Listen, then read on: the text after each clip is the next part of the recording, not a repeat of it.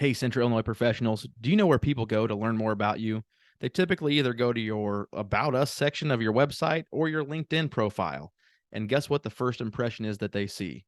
That's right, it is your professional headshot. Your headshot is part of your brand. Your brand should proudly show the world how passionate you are about delivering quality products and services to your customers. At Studio 21, you won't get the boring old headshots that everyone else has. When you get photos with Melissa Hardin at Studio 21, your headshots will show off your strength, confidence, and approachability.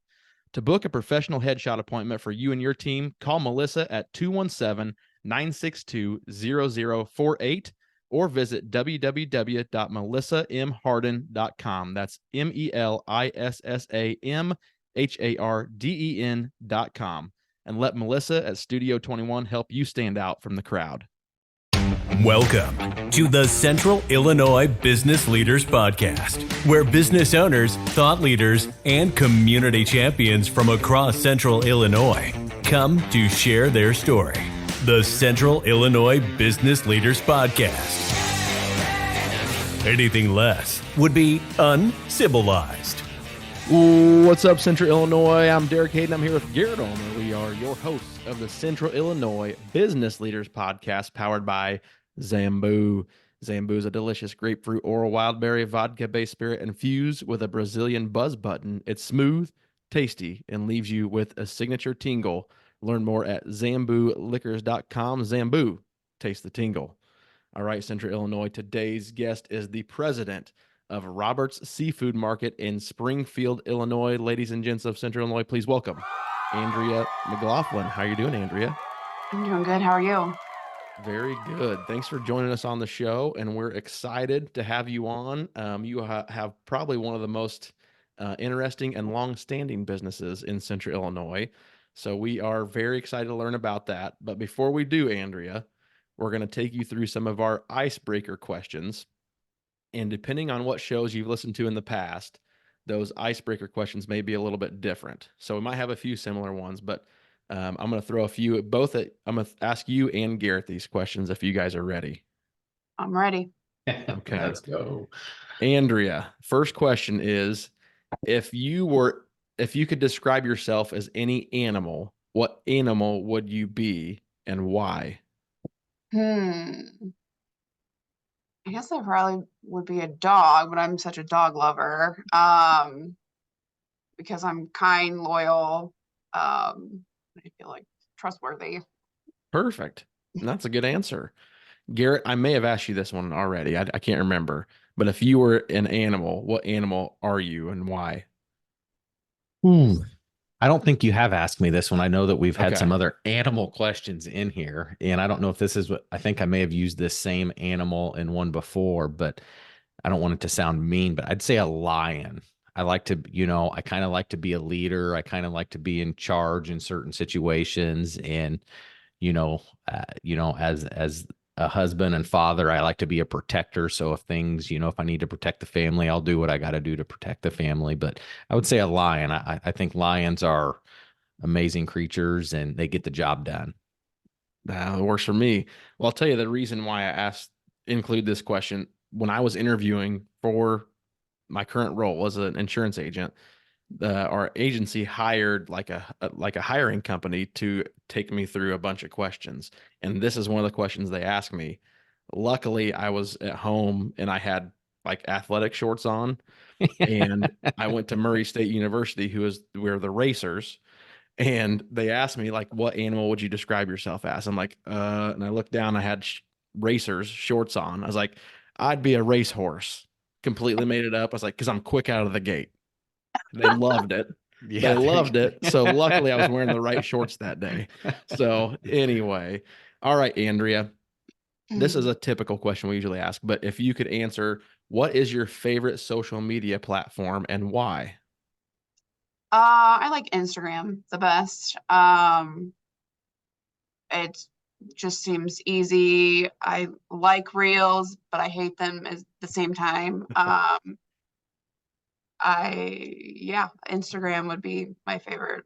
Facebook being second. Perfect. Garrett, what's your favorite? Well, I would say good and bad. I would say right now TikTok, kind There you of go. like the reels. Yeah, with helping my boys, and whether it's baseball or football or basketball, I get kind of obsessed with finding drills and different things to do. And then, on the boring side, with us being in insurance, I'll look up insurance stuff from time to time, and it can be highly addictive and too addictive sometimes because you can get lost in it, and it can definitely take more time away from you than probably what you should sometimes, but it can be extremely informative if you let it be. So I like TikTok right now. There you go. I use both Instagram and TikTok for Blackstone grill recipes. Yes. Yep. I could probably get some fish recipes here There soon, you Andrea, go. and Yeah. For sure. All right, last question. Andrea, how do you feel technology has impacted your business? Oh man. I think we haven't really gotten into it as much as we really could, to be Okay, honest. We don't have a tech person here. sure. It's really like my husband, I guess, would be our biggest tech person, and he's good, Yeah. but he's not as good as what, big companies have. But we do have like an online website that you can order and do curbside pickup or pickup in store. So that has helped us a lot, especially through COVID. But I'm sure we're missing a lot of technology Hey, that's all here. right.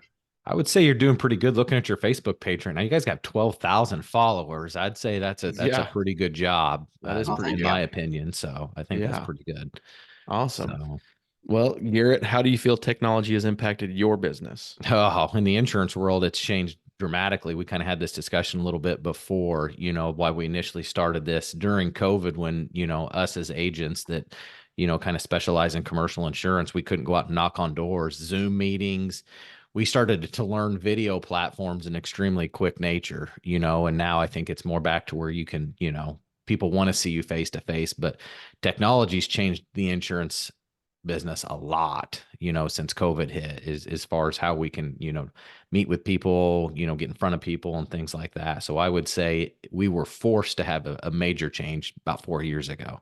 Yep, absolutely. I think most industries are probably similar Yeah, in absolutely. that matter as well. So Yep. perfect. All right. Icebreaker questions are done, Andrea. So All right. You you can survived. relax a little bit. If What we'll do now, Andrea, we're gonna give you the mic. You just tell us your background, tell us about your business, take us back as far as you'd like, and bring us up to speed with what you got going on today. Okay. Well, I'm the fourth generation of our family-owned business. My great-grandfather started the business in downtown Springfield in 1916. We started out as a retail store, expanded to wholesale in addition to that retail, and now are back to our roots of retail only. We are a gourmet food market specializing in seafood, and we have a lot more than just seafood that really people don't know about. If, someone moved to Springfield and saw, Robert's Seafood, and they didn't like seafood at all, they wouldn't think twice to come to us. So I'm working on changing that name, but it's been a process, and Sure. trying to convince my dad of a name that's lasted 107 years is Sure. Yeah. trickier than you think. Yeah. Yeah. But we're working towards it. So, I mean, we have a whole line of olive oil and balsamic vinegars that we bottle in house every single day. We have over 35 different flavors. We freshly bake bread every day. We have the best aged steaks in town that people are starting to know about, and really it's getting out there that, I mean, once you try it, it's hard to get a steak anywhere else. Awesome.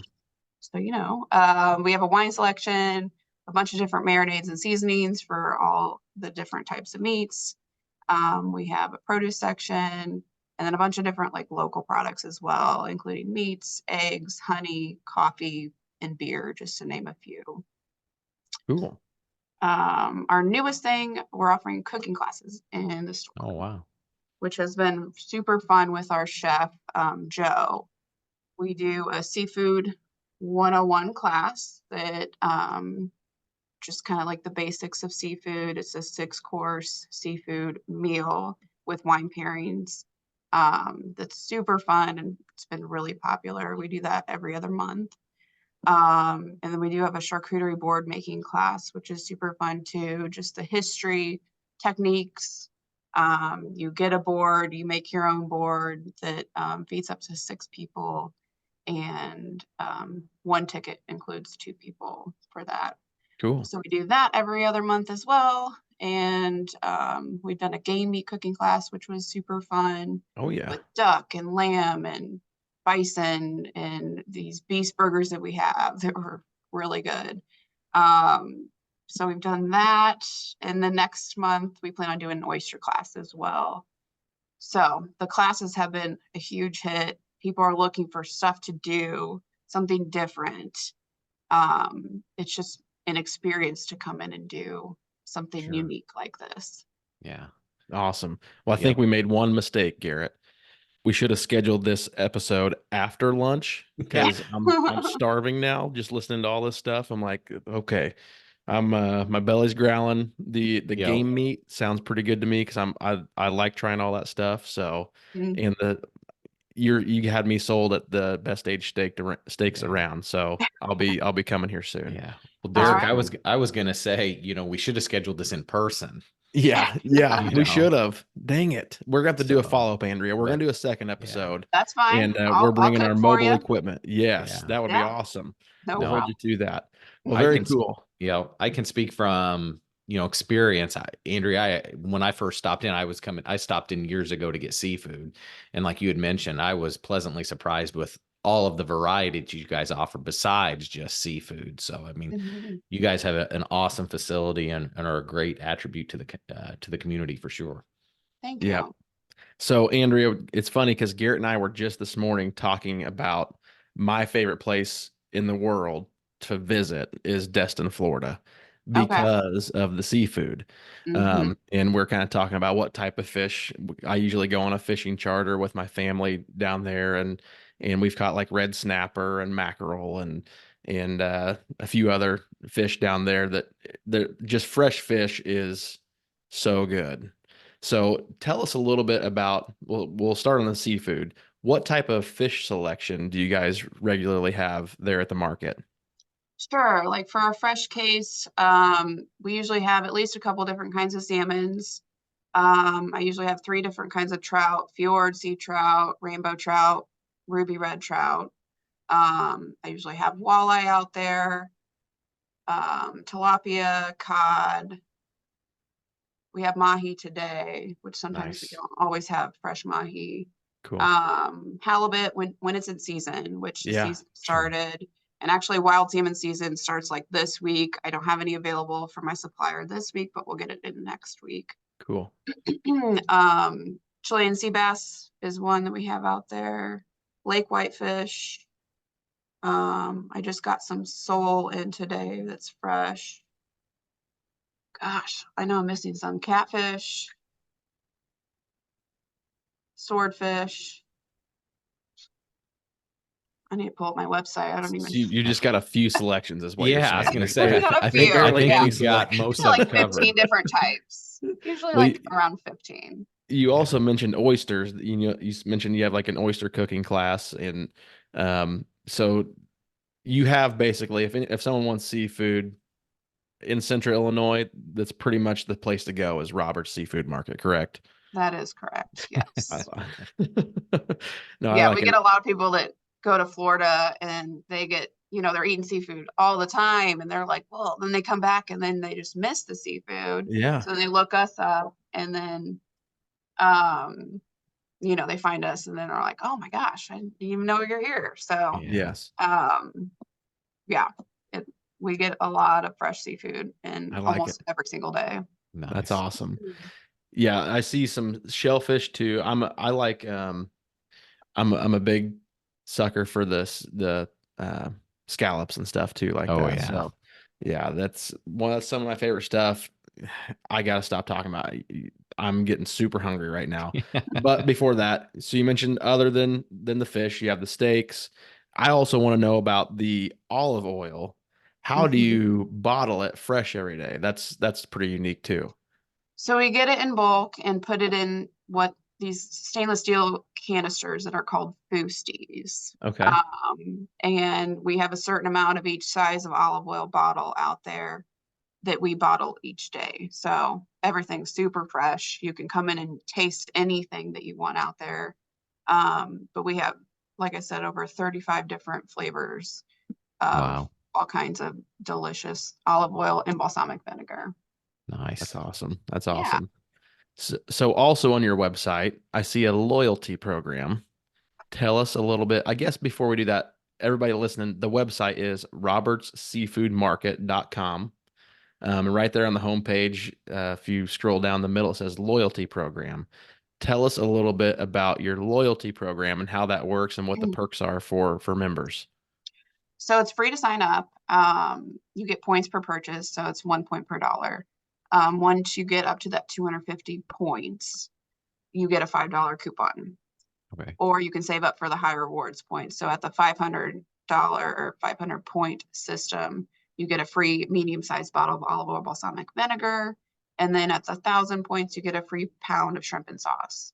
So the more you save to those higher rewards, the better it is for you.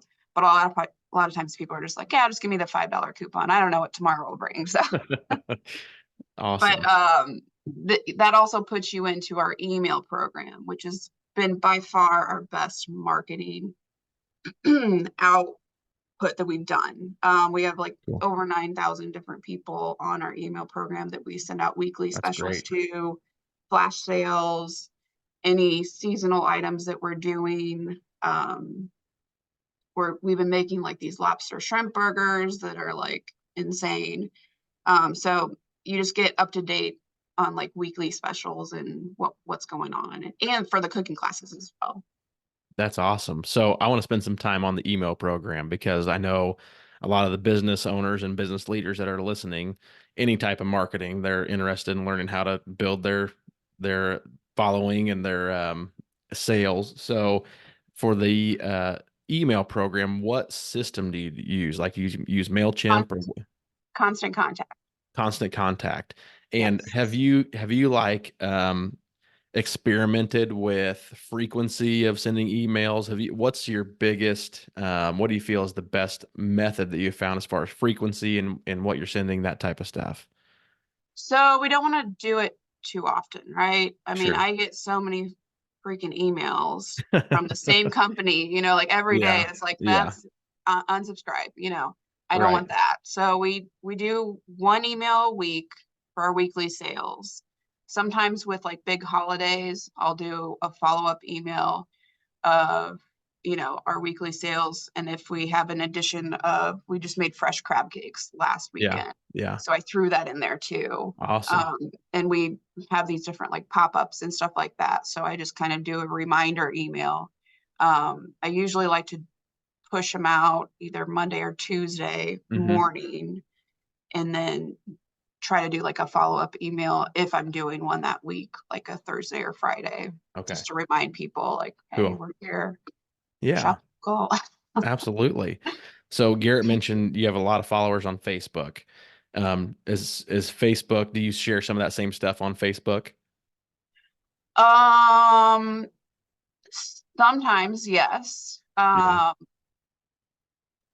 It depends. So if I put out an email that we have fresh haddock, I have to make sure we have enough.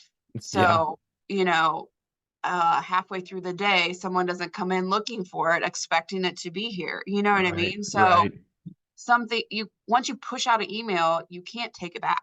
Yeah. That's the scary part of it. Like social media, you can do a Facebook post that we have fresh haddock today. Sure. You can also delete that post or put like sold out, so that is the tricky part, just to making sure you ordered enough to put it in the email kind of thing. Right. But we have also, like, for the emails, we have the links on like underneath so they can buy right then.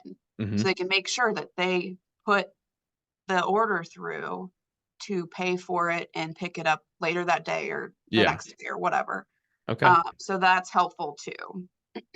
Yeah, that's awesome. And you can, so your clients just looking at your website again, your customers can actually go online and order what they want. Now, is that for just for pickup or do you actually deliver anything? We don't do delivery. Okay. Okay. We're looking at it, but I think Sure. Sure. logistics of it kind of sounds like a nightmare. Yeah. No, I don't blame you. That'd be a lot. That'd be Well, taking and quite a bit. if it's 100 degrees outside and you Sure. drop off $250 worth of steaks and seafood, Mm-hmm. and the customer doesn't pick Yeah. up from their porch 3 hours later, then they're going to complain about the product not being good when it's Yeah. like, oh, well, that's your fault because you didn't pick it up. You know what I mean? Yeah. So, Exactly. logistics of that. I know grocery stores are doing it, so I know it's possible, but we Well, are it's a a lot. like 6, 7-man team, including Yeah. myself and my Sure. husband. So Sure. Sure. So yeah, when they go online, that's more of a like you order it, pick it up at the market in person, correct? yes, or Okay. curbside. Curbside. We have Okay. some curbside spots too. Awesome. Well, I will Hmm. shift gears a little bit. So 1916, is that when you said the business was started? That's correct. That's awesome. So what is it like to be the fourth generation of a business that's been around for that long? It's pretty cool to be honest. Yeah. I maybe not 10 years. 15 years ago, I wasn't thinking that, this would be where I am today. Uh-huh. I mean, after high school, I went to college at Carbondale. Uh-huh. Didn't have a direction, just wanted really just to party and, got kicked out a couple times and moved back home and had no direction. When I got home, moved back in my parents' house, it's never a good thing after leaving. Um, but I ended up buying my grandma's house down the street, completely gutting it, fixing it up. I was planning on selling it and getting the hell out of Dodge. Um, but then started working here full time, and it's like, oh, okay. I like serving customers. I like Hmm. talking to people. I like being here. I started becoming the family foodie and started doing the ordering and actually went out to Lincoln Land and did their culinary program out there. Cool. That's awesome. And really just got into food because the more I learned about the food, the more I could teach customers how to cook this or Hmm. where this is coming from and all that. So Yeah. it just has become a passion within the last, I don't even know how long I've been here. I have 2 young kids and, just, I think I've been full time here for, let's see, my husband and I have been together for 12 years, 13 years, maybe something like Cool. that. Yeah. So, yeah. That's awesome. Well, don't take this the wrong way, but do you ever feel pressure at being in the fourth generation of a family Oh, business? yes, Yeah. for sure. We actually bought our family home that I grew up in Uh-huh. about 2.5 years ago. So that's been a process too, and Yeah. kind of an obligation and opportunity as well. Same with the seafood market. But 5 years ago, we weren't where we are today. I mean, Yeah. COVID really helped Sure. our Sure. business. Awesome. People couldn't travel when the government was handing out a bunch of free money. Um, and the restaurants were closed. I mean, it was a Yeah. big deal. And people, I feel like we're getting into how to cook food because they Uh-huh. can't go out to restaurants anymore. Yeah. So they were watching the Food Network. They were trying to learn how to do things, and they had all this extra money from the government, Yeah. which really helped boost our business. That's awesome. So we were one of the lucky ones during COVID. Yeah. Yeah. Yeah. Very blessed with that. That's great. Yes. So we had a gal named Brandy Merrick, who is a family business consultant. She was on the show. It was back in, I want to say, the fall time frame of 2023. And so we had a really cool discussion about, what it's like to be in a family business and some of the difficulties that family owned businesses see. And she was given some unique examples of some struggles that family owned businesses have that you might not have in other businesses. And the main issue that she talked about was like the older generation not wanting to change certain things and the new generation seeing an opportunity to, even if it's a small tweak or kind of like what you said, the business name. To, you know, I'm sure that's a generational thing that's tough to overcome from generation to generation. It's obviously 1916 is a long time ago but um, technology and new ways of doing business. You have your younger, newer generations that sees things, and then it's really hard for that the prior generation to let go or see things change. So is that something you see on a daily basis too, being in a Oh, family business? 100% for sure. My dad's starting to come around to changing the name, but we're not Sure. there yet. Sure. But we had an old general manager 5 years ago, and he was an older generation, Uh-huh. great guy, but he was always like radio, paper, newspaper, radio, Yep. newspaper, you know, like, Yep.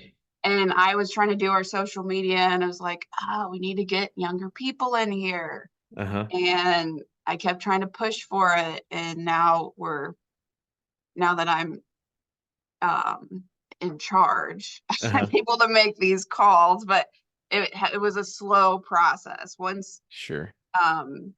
this general manager left, it was easier to see, like, okay, we can try something new. We Sure. can do something different and see what happens. Marketing is hard. Yeah. Yeah. And it's hard to figure out where to put your money into to try to get those customers through the door. Sure. So we don't have it all figured out, that's for Yeah. sure. Yeah. But just trying to tweak little things here and there to try to bring people in. Yeah. Yeah. I'm trying to Well, that's do awesome. so. Yeah. Well, anybody listening, if you want to learn more about that family business perpetuation, I guess you would say, the episode with Brandy Merrick in the fall is one you should refer to. So a little tidbit there. Last question. We're about 5 minutes left in our interview here. What struggles in business do you feel have been the most difficult for you to overcome, and how have you overcome those struggles? I know it's a tough question. Well, working with your spouse isn't Okay. always the easiest. Sure. It can be challenging, but also super rewarding. Mm-hmm. So there's that. But I mean, our main focus right now is just getting customers in the door, Mm-hmm. and trying to be the reason why to make the extra stop. I mean, we're Mm-hmm. competing against time, Sure. and there's not going to be more time. Right. Everyone's time is getting, it's just hard to get people through the door. So we're Sure. just trying to do different marketing tactics, and we're doing like electronic billboard right now. Cool. I don't know how much it's working. It's hard to know. Yeah, it's hard to quantify. Yeah. Yeah. So, I mean, I'm trying to ask people, any new customers that are coming through the door, like, how did you find out? Like, Uh-huh. what made you stop in today? So I'm always trying to talk to customers and to the employees and just try to figure out, why are you stopping in today? Yeah. And a lot of times it's like, I just had the extra time. I've been driving past your store for 20 years, Mhm. but today was Mhm. the day. Yeah. So, I mean, just trying to get those new customers to just walk in the door, because we can really hook them with our awesome food, with our good customer service. We have some really great people out there that can hook them. No pun intended. I like the pun. I was going to mention that. That's going to be the name of this episode, by the way. Hooking new Oh, customers. great. So, and then these classes that we're doing, I feel like really help get people involved. The more that people learn how to cook seafood, the more they're going to shop with us. Mm-hmm. More that they know that we're the experts here in town, Yeah. the more they're going to shop with us. So we're trying to do some like how-to videos on, actually we're doing one today on grilling a lobster tail. Cool. Saddleback Awesome. and grilling a lobster tail. So Yeah. it's just trying to get those customers to walk in the door. Yeah. It's a challenge for sure. Yeah. But Oh, time,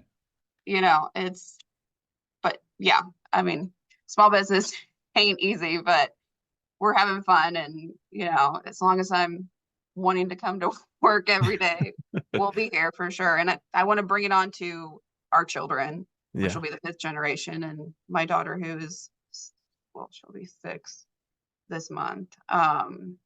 She already wants to be managing out here. And she's managing all of her little animals in the corner and telling them what to do. It's like, oh my gosh. That's But awesome. yeah, That's no awesome. pressure, right? No pressure at all. So we mentioned before we started that Gemma and Illinois Local, you're a part of the group there. So tell us just real quick about your experience with Illinois Local and how that's helped your business. For sure.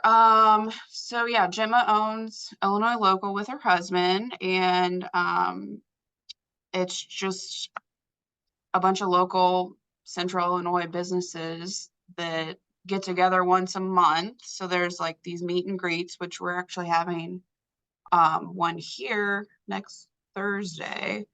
And it's just coffee and pastries, and just get to know other business owners and talk about, you know, whatever you want to talk about, struggles, anything.